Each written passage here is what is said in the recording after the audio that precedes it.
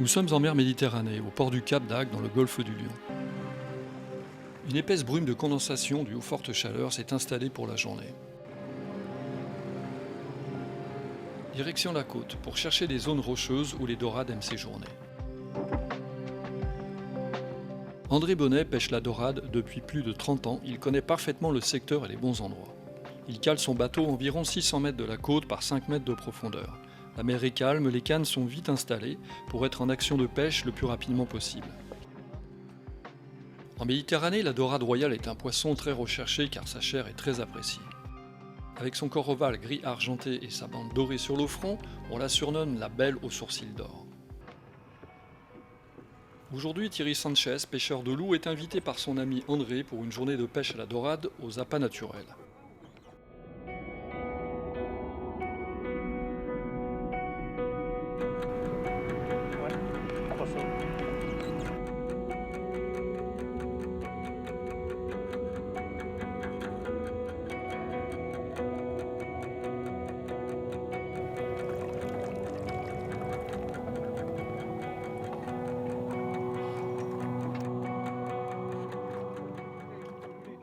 L'appât principalement utilisé sera le bibi. Un bibi, c'est un ver qui vit dans le sable. Et si on le laisse au repos, là, il se détend, il s'allonge et il devient mou, quoi. Et puis dès qu'on le touche, il se durcit, quoi. Là, il est très dur. Alors, il y a une bouche là, une entrée. Et dedans, c'est pratiquement que du liquide. Un peu de tripaille quand même. Oui, bien sûr, il y a de la vie. Un peu de tripaille. C'est ramassé dans le sable avec des arceillères. Une arceillère, c'est comme une épuisette avec des dents devant, comme ça. Alors, la forme d'une épuisette, des dents devant de 7-8 cm. Et ils plantent dans le sable et ils descendent, ils descendent, ils descendent, ils descendent, ils descendent le plus possible. Et hop, ils remontent. Dans cette arceillère, il y a un filet derrière. Lorsqu'ils remontent avec le filet, ils secouent, ils font partir le sable. Et il ne reste plus que les vers. C'est un bibi qui est ramassé dans le port de Sète. D'accord. Il y a des ramasseurs qui les font arcillère dans le port de Sète. Alors je le coupe, hein, je vais le mettre dans l'eau, je prends un petit seau et je le coupe en deux, ou parfois en trois, ça dépend. Ça dépend de la grosseur. Voilà. Ouais, Alors, on va pêcher avec 3 cannes au bibi, une canne au vert. D'accord. Au point de vue appât, en définitive, c'est le moins cher. Là, il ne me plaît pas. Il est mou. Il va se refermer. T'as jamais appâté? Non, T'as jamais essayé non. Alors je vais te dire pourquoi. Parce qu'en pêchant au vert, si j'appâte, il y a toutes les bogues qui viennent. Tout le monde va venir. Et tu ne pêches plus, parce qu'il te bouffe tous les vers. Il te bouffe tous les vers. Voilà. Si je pêchais à la moule ou à la piade, Oui. comme tu as mené, Oui. c'est plus pareil. C'est Tu pas peux la appâter. pêche. Oui. Tu peux appâter parce qu'elles ne vont pas attaquer la piade. Tu comprends ce que je veux dire? D'accord. Tandis que moi, au vert, si j'ai le malheur d'appâter, j'ai toutes les bogues qui viennent. Je ne tiens pas un verre américain ni un mot. Rien. Jamais. Alors c'est pour ça que je n'appâte pas. Alors ça, chacun, puis après, il y en a qui bon, moi, je ne trouve pas Mais il n'y a pas beaucoup de gens qui appâtent. j'en ai pas la nécessité. Voilà, alors... Bon, après, c'est encore autre chose. Préparer ça, c'est tout un Non, cinéma. tu vois, c'est pas la question. Parce que moi, d'aider dans les moules, ce que je pourrais faire, c'est prendre les petites moules qui ne vendent pas, Oui, les couper, les piler, Voilà. tu vois, les mettre dans un sac et Tout à ça fait, se tout à diffuserait, fait. quoi. Oui, Je veux oui, dire, bon, tout à la dorade, elle mange la moule, il n'y a pas de problème. Oui. Mais par contre, tu fais tout venir. Et alors là, par contre, au vert, bon, c'est compliqué parce que les appâts sont tellement chers Eh oui. que, voilà. Si la dorade aime essentiellement les crustacés, elle affectionne aussi les vers comme le ver américain. La base de la dorade, c'est la moule. Oui. C'est la base. Ouais. La base de l'alimentation, c'est la moule. Une dorade peut manger un escargot, peut manger Voilà. dans les parcs à huîtres, là, les petites huîtres. Mais sur les moules, hein, ils ont eu les parcs qui ont été dévastés par les dorades. Elles se mettent dans les tables, il paraît que c'est à voir quand elles le mangent. C'est impressionnant, quoi.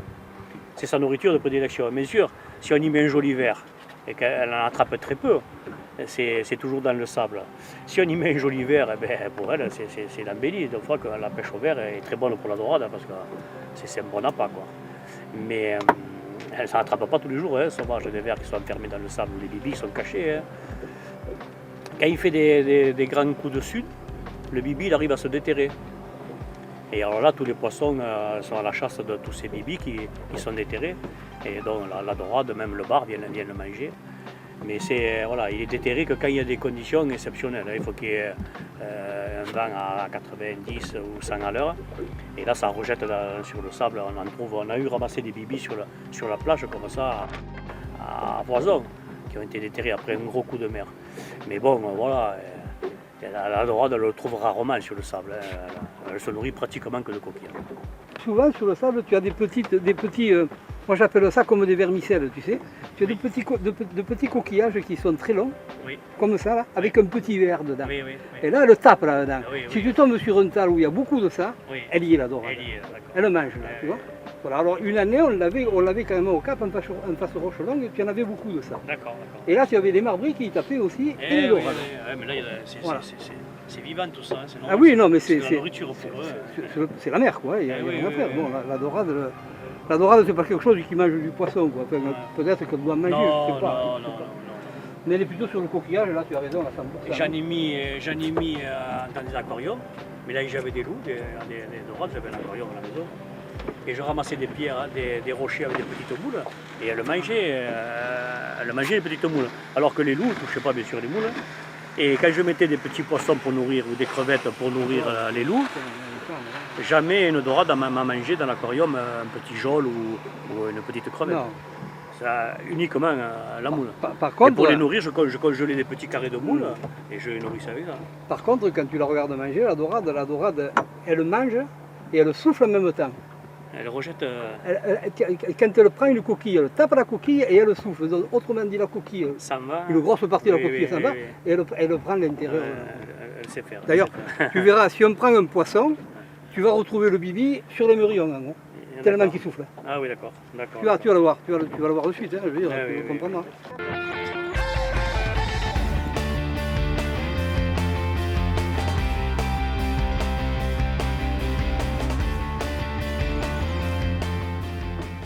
Les 4 cannes sont montées avec les 2 appâts, mais aujourd'hui c'est le bibi qui s'avère être le plus payant.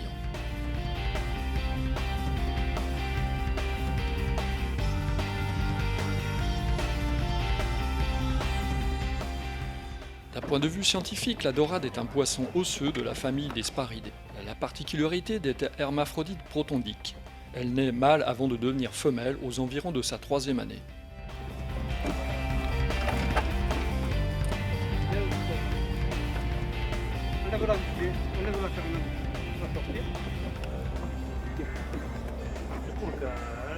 Blanche, hein. Hier, j'ai pas eu le temps de monter la seconde canne, que la première canne, elle m'a traversé le bateau sur un poisson d'1 kilo. Du plomb jusqu'à l'hameçon, il est en 23 centièmes, ce qui fait 5,6 kg. Et en hameçon, il met du 2. 5,6 kg, s'il y a des dorades de 2-3 kg, il va falloir la travailler quand même. Hier, il y en a une qui est venue seulement. Qu'est-ce qui s'est passé? J'avais la canne longue là-bas. Et comme un con, j'ai monté le plomb au sillon. D'accord. Et quand j'ai voulu la mettre dans le salabre, blac, ah oui. Elle s'est décrochée. Et ça, c'est une erreur qu'on ne doit jamais faire, quoi. C'est pas possible. Et on doit laisser toujours au moins 20 cm entre le bout de canne et le plomb. Hein. Voilà, j'ai fait cette erreur. Et cette erreur, elle n'est pas pardonnable. Je veux dire, tu perds le poisson de suite. C'est obligé. Plus on pêche fin, maintenant on évolue sur des fils qui sont plus au carbone, justement, pour rendre invisible. Parce que là, l'eau, elle est limpide, à la mer, c'est très limpide. Et bon, ça doit se voir. Bien que je pense que la dorade, c'est pas un poisson bien... c'est pas primordial de mettre du fluocarbone. On a eu, pendant très longtemps, on a pêché avec du 30 centièmes, on a pris des dorades. La dorade n'est pas trop regardante là-dessus, je pense. Après, c'est des habitudes, hein. Chaque pêcheur pêche avec son matériel, est habitué à comme ça, il fait ça depuis des années et il ne va pas changer, quoi. C'est pas, quand on a pêché 10 ans avec le même matériel, quelqu'un qui arrive qui donne une autre idée, bon, chacun pêche à sa façon, quoi. Mais enfin, là c'est du 23, il y aurait eu du 24 ou du 22, je pense que ça ferait à peu près pareil, quoi. Le plomb, quand il tape en haut de la canne, ça fait perdre toute la flexibilité de la canne et du fil. Que si on laisse pendre un peu, le fil il travaille et la canne aussi. Et là, le poisson, clac, la hameçon, il reste. Dès que ça devient dur, si le plomb touche en haut, clac, ça s'arrête et l'hameçon, il peut se décrocher. Un coup de tête inversé du poisson, il se décroche. C'est ce qui est logique. Quoi.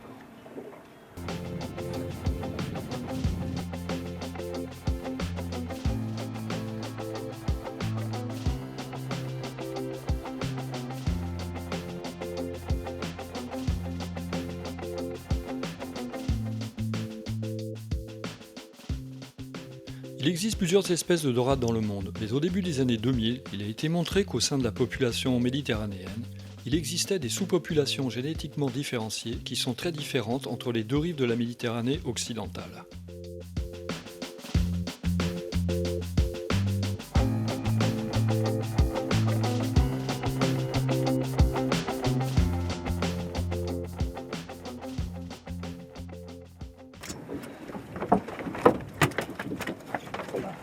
C'est un joli poisson. Voilà. Le jaune là, tu vois. Ça, c'est la dorade royale. Hein. Voilà, ça c'est la dorade royale. Celle-là, elle n'était pas prise sur le bord. Hein. Elle l'a pris au fond là-bas. Et ça t'arrive de prendre autre chose que les dorades? Des marbrés. Une fois, avec Pierrot, on avait pris un passard. Tu prends. J'ai pris des loups, des jolis loups. Des grondins, hein, des petites cabanes. Ah, c'est fini ça. Le grondin, tu le pêches un peu en hiver. Ouais. Mais moi, en hiver, comme je me mets aux encornets, j'y vais plus. Ah, oui. Mais sinon, maintenant, là, les grondins que tu peux avoir, c'est des grondins qui font 10 cm, quoi. Il n'y a pas grand-chose. Quoi. Voilà. Alors, l'hiver, tu peux avoir de jolis grondins de 700 ou 800 grammes. Mais là, avant, tu en prenais. Avant, c'est vrai que bon, c'était plus poissonneux, parce que bon, la Méditerranée, elle est pillée, hein, ça, c'est sûr. Hein. La Méditerranée, elle est plus que pillée.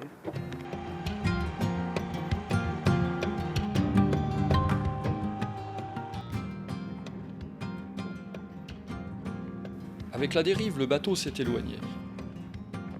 Il faut bien connaître les fonds pour s'approcher tout près des rochers et pouvoir continuer à pêcher en recalant les lignes. Connaître les endroits, surtout. Les fonds aussi, parce que moi j'ai le sondeur qui marque plus le fond. Alors, ça me fait perdre pas mal de pêche.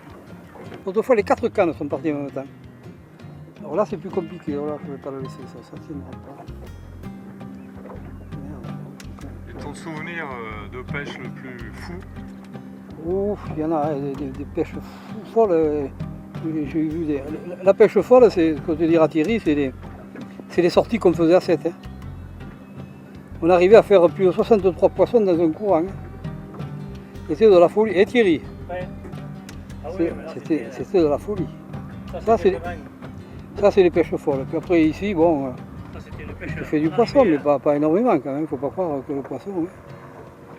J'ai fait quelques poissons, tu t'amuses. Hein. Les meilleurs horaires, c'est quoi c'est entre 11h et 3h pour moi. Ah, en gros, hein. C'est sûr que j'allais pas me mettre en défil là-bas. Oh putain, elle est jolie. Hein. Elle tire comme un âne. Hein. Je ne sais pas si je ne suis pas au-dessus de tes cannes là-haut. Elle est partie là-bas, dis. La Méditerranée, c'est pas l'océan. L'océan, il pêche beaucoup dans le brisant. Tandis que nous, on est obligé de chercher les pierres, de chercher un peu tout pour voir où c'est que le poisson peut se remiser pour pouvoir manger, quoi. Et puis pour se mettre à l'abri, surtout. Hein. C'est pas la même pêche que l'océan. Ça n'a rien à voir.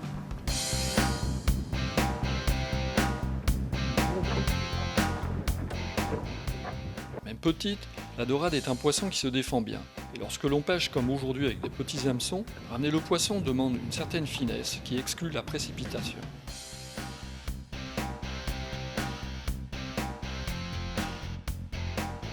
Non, passe dessous. Regarde, c'est dessous ou dessus?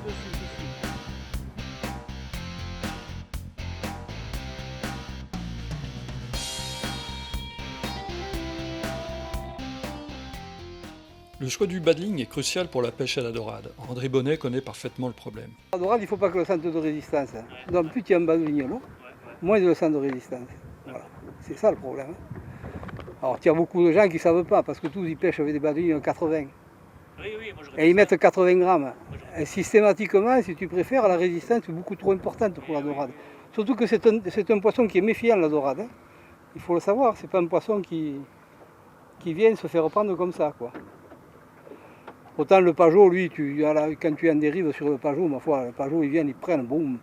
Que la dorade, c'est pas pareil. C'est très méfiant comme poisson. La dorade, il faut aller dans les endroits où elle peut arriver à se nourrir. C'est le principe. Hein. Il faut arriver à trouver ce qu'elle mange. Alors c'est vrai que la dorade, elle mange sur des pierres parce qu'il y a sans doute quelques graines de moule. Hein. Il peut y avoir aussi des petites arapelles, là, tu sais, les chapeaux chinois, là. Parce qu'elles mangent tout ça. Alors elles vont manger aussi les ermites. Elles vont casser la coquille de l'escargot, hein, pour prendre l'ermite dedans. Parce que c'est un marteau pilon quand même, la dorade, quand ça tape, ça tape. Donc il faut essayer de trouver des endroits où elle peut arriver à manger. Il s'est foutu une boîte. Hein. Oh, tu crois que ça va pas repartir, ça?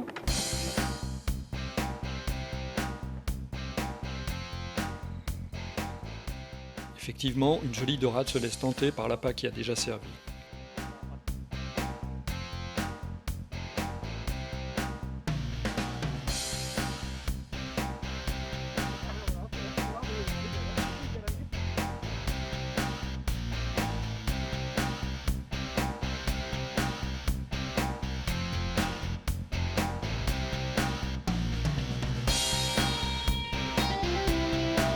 Beau poisson. Bravo. Très beau poisson. Attends, ne bouge pas. Je bouge pas. Oh merde, je suis en train de tendre le fil parce qu'on ne travaille que sur une ancre. Et que les bateaux en passant nous détendent, nous font tourner un peu le bateau, ce qui détend le fil. Donc on essaye de le tendre au maximum et puis il se retend au fur et à mesure. Le bibi et le ver américain peuvent être utilisés tant qu'ils ne sont pas trop abîmés et permettent de pêcher à moindre coût. Alors ça c'est des morceaux. Voilà. On met des morceaux de bibi. Alors, le conseil là? Ouais, il ne faut pas trop en donner parce que après ils pêcheront plus que moi. Alors s'il faut même, on l'attache pour qu'il soit plus joli. Tu vois, on fait une demi-ganse qu'on appelle. On passe là. Voilà, tu vois, et là il est plus joli. La paille plus présentable.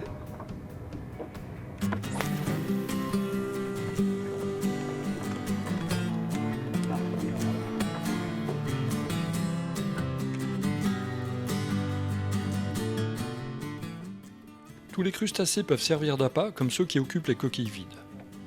Alors c'est une petite bête qui prend une coquille. Hein. Elle prend une coquille, quand ça y plaît, elle change de coquille. Hein. Hop, elle se met dedans, elle change de coquille. Ça n'a pas de coquille. Hein. Comme les coucous, ça prend le lit des autres. C'est un peu comme le Bernard Lermite qui est plus gros, Oui. mais pas la droite, elle est friande. Ça. Le Bernard Lermite n'est pas trop aimé par la droite. Ouais. Il y en a encore une dedans. Il y en a deux. Je n'avais pas vu. Je croyais que c'était une vide. On peut pêcher, bon, il faut faire rentrer la maçon par là et le faire sortir juste en dessous, tant qu'elle reste vivante. Voilà. Le positionnement du bateau est un des facteurs importants pour que les cannes soient placées correctement et que la pêche soit optimisée. Si tu pêches d'une certaine façon à un certain moment, il faut regarder comment le bateau était positionné et comment il se positionne maintenant. Là maintenant il s'est positionné face à la côte, hein. Donc il faut changer les cannes et les balancer face à la côte. Il ne faut plus les jeter dans le travers. De façon à ce qu'on reste toujours en contact avec le rocher, avec la pierre.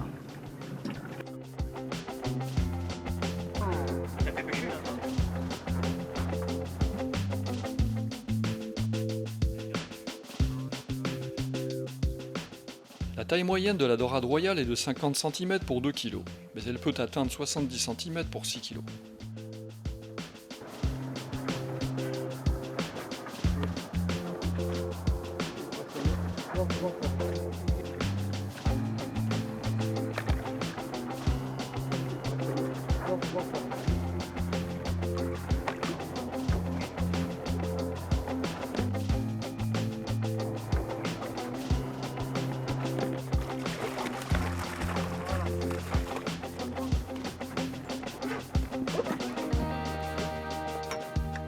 Il faut aussi une certaine habitude pour enlever l'hameçon, car la dorade possède une solide dentition qui lui sert à broyer les coquillages.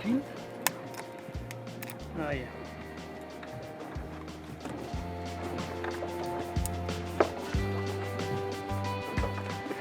Les dents d'angon avec les molaires. Pêcher la dorade ne nécessite pas de matériel cher et spécialement sophistiqué. Donc je prends du matériel très bas de gamme. Que chaque 3 ans, moi je change à peu près de moulinet. Et pas les cannes, si les cannes je ne les coupe pas, elles continuent. Mais les moulinets, en général, chaque 3 ans je les change. Par contre, c'est du matériel de bas de gamme. C'est la grande distribution, donc je ne vais pas citer, hein. La grande distribution quoi. Voilà. Et ça suffit pour pêcher la Oui, dorade. c'est des cannes qui valent un maximum 50 €, les moulinets 40 € quoi. C'est pas du super. Mais ça suffit pour pêcher la dorade. Largement. Largement. Allez. C'est les premières que tu fais de l'année dorade? Ah mais j'y vais jamais moi la dorade. Hein. Oh. Je suis pas pêcheur de dorade, moi je pêche que le bar. Hein. En gros, 600 grammes. Hein.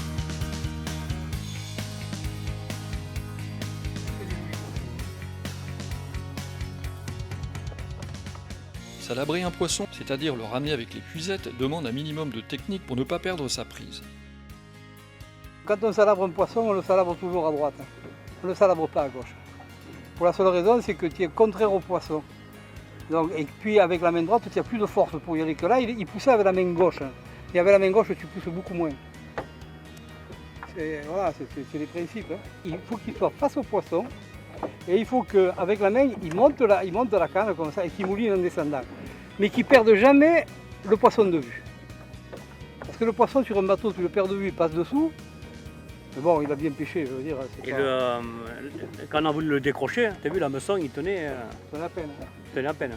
Il n'y a pas eu, c'est pas rentré dans la... À peine si ça tenait. On aurait pu le perdre. Si je relâche un peu de mou, qui fait la secousse, Tu laisses un peu de mou, tu es marron. je suis mort.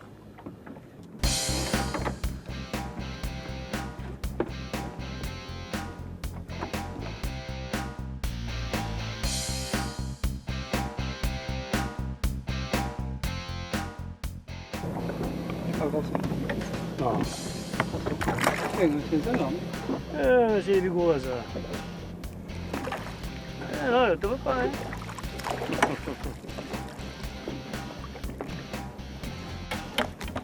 Ah, c'est la dernière.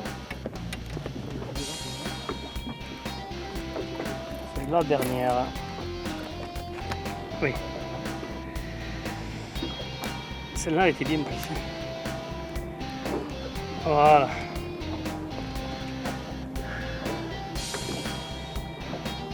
Ah, la dernière de la journée. Tu la touche là. Ouais, je t'ai dit qu'il fallait que tu la changes, tu vois. Attends, que je passe le vivi. Il est là le poisson. Voilà, Je crois que c'est le plus gros poisson qu'on ait pêché aujourd'hui. Oh, faut ça.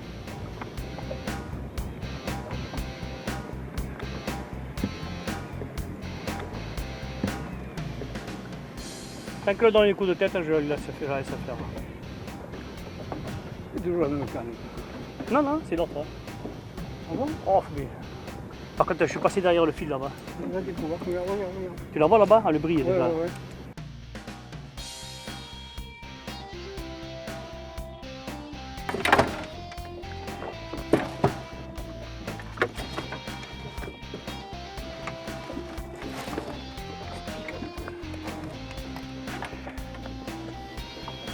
Il ressemble. J'étais presque sûr qu'on allait le perdre. Non, mais il n'y a pas que tu en perdras. Je ne Ouais, dis pas que ouais. tu en perdras pas. Mais Parce que une dorade grosse comme ça a une mâchoire épaisse comme ça, il faut quand même que l'hameçon non, mais tu en perds. Non, mais il prenne derrière quoi. Et là, Non, mais l'hameçon se attends, met non, mais juste Thierry, là. Thierry, je t'ai pas dit que tu en perdrais pas. Mais moi, je te dis que l'hameçon, ils vont bien. Il y a un phénomène sur le bateau comme ça qui est un peu bizarre, c'est que on a 4 cannes et on a cette canne en bout là et c'est elle qui prend tout. Alors pourquoi? Même appât, même montage, on ne sait pas pourquoi. Cette canne, elle aura presque tout pêché. À un moment donné, c'était devant là, il s'est pris 2 poissons là devant et celle du fond qui prend tout. Et il y en a une qui est juste à côté où on jette à 4 ou 5 mètres, elle ne prend pas. Pourquoi? On ne sait pas. Comment expliquer ça? Et ça se répète souvent dans les journées de pêche. Souvent, on a ce phénomène. Heureusement, quelques interrogations subsistent pour que la nature garde une part de mystère et que le charme de la pêche reste intact.